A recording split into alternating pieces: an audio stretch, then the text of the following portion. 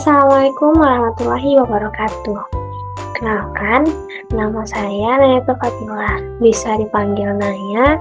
Saya dari jurusan akuntansi Prodi D4 Akuntansi.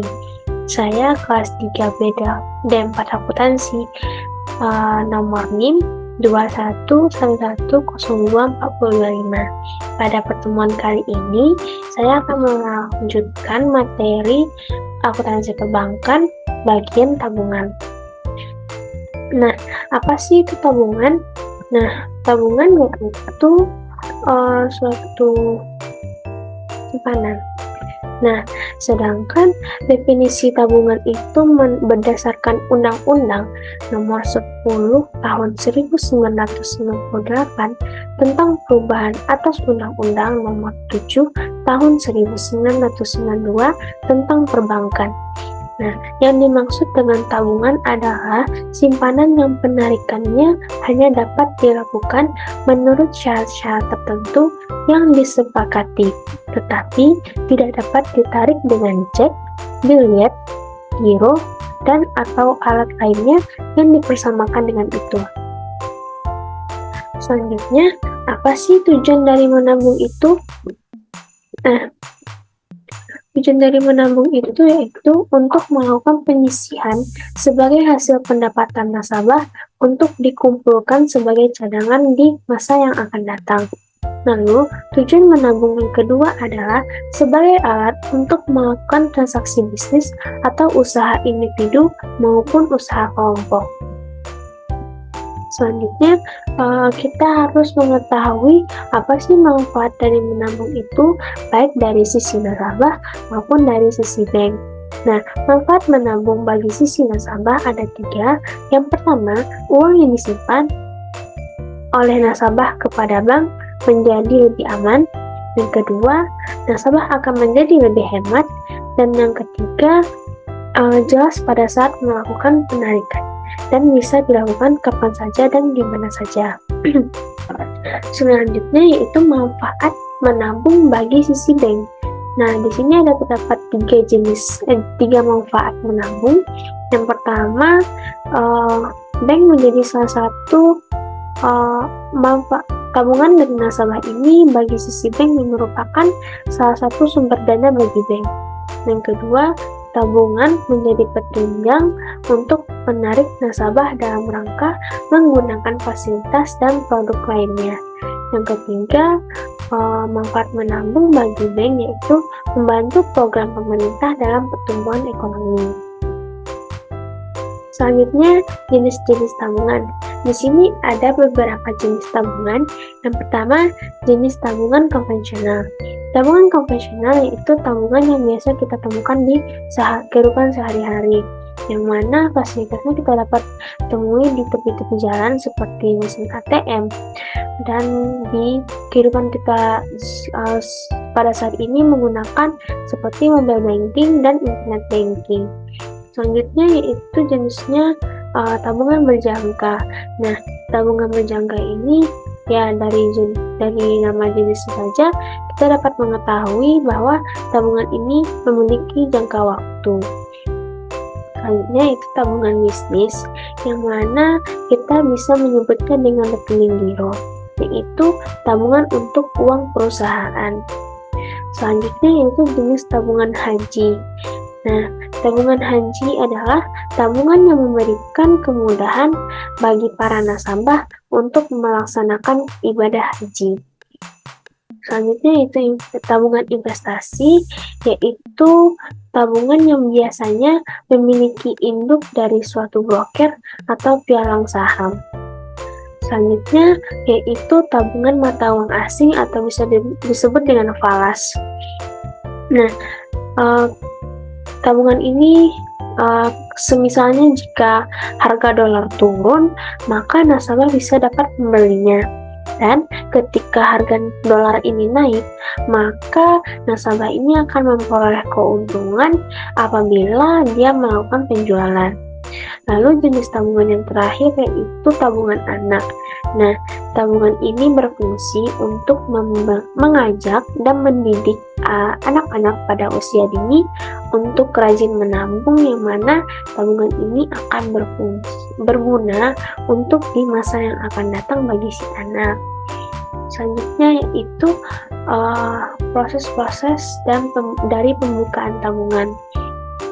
Nah, setiap pemohon yang akan membuka rekening tabungan wajib mengisi formulir pembukaan tabungan yang terdiri dari 3 rangkap dan di dalamnya terdapat isian mengenai data pribadi pemohon. Selain mengisi formulir pembukaan tabungan, pemohon diharuskan memberikan fotokopi kartu identitas diri dan memberikan contoh tanda tangan yang diserahkan kepada bagian yang bersangkutan seperti teller dan saksi tabungan. Langkah berikutnya adalah pengisian slip setoran awal yang telah dilengkapi dengan nomor tabungan dan nama tabungan. Selanjutnya yaitu penyetoran tabungan. Seorang nasabah jika ingin menambah rekening tabungannya, maka ia akan melakukan penyetoran tabungan. Penyetoran tabungan dapat dilaksanakan dengan cara yang pertama, setoran tunai, yang kedua, setoran clearing, dan yang ketiga yaitu pemindah bukuan. Nah, setiap jenis penyetoran tersebut harus dilengkapi dengan slip setoran ataupun tiket. Selanjutnya yaitu penarikan tabungan.